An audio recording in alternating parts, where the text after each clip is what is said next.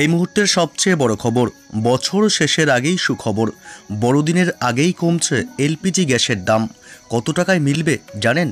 এ বিষয়ে বিস্তারিত জানিয়ে দেব এই খবরে। বিস্তারিত জানতে খবরটি অবশ্যই শেষ পর্যন্ত দেখবেন। আর সবার আগে সবার প্রথম প্রতিদিন লেটেস্ট খবরগুলি জানতে আমাদের ইউটিউব চ্যানেলটি সাবস্ক্রাইব করে আমাদের সঙ্গে থাকবেন। বর্ষ শেষে স্বস্তির নিঃশ্বাস মধ্যবিত্তের হেসেলে।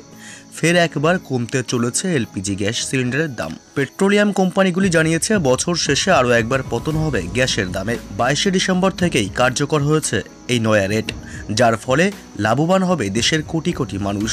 সূত্রের খবর, 22 তারিখ রাষ্ট্রচালিত তেল বিপণন সংস্থাগুলি দেশের 4টি মেট্রো শহরে 19 কেজি বাণিজ্যিক এলপিজি সিলিন্ডারের দাম কমানোর কথা ঘোষণা করেছে।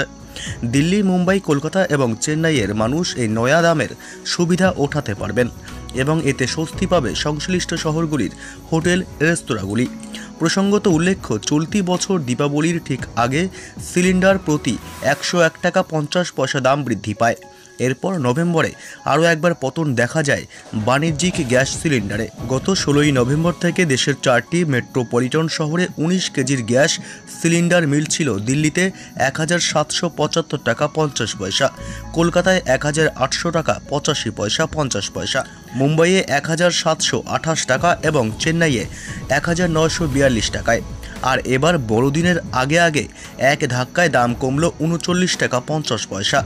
22 তারিখ থেকে 19 কেজির বাণিজ্যিক গ্যাস সিলিন্ডার মিলবে দিল্লিতে 1757 টাকায়, মুম্বাইয়ে 1710 টাকায়, কলকাতায় 1868 টাকায় এবং চেন্নাইয়ে 1929 টাকায়। প্রসঙ্গত উল্লেখ্য, গার্হস্থ্য এলপিজির দাম এখনও পর্যন্ত অপরিবর্তিত।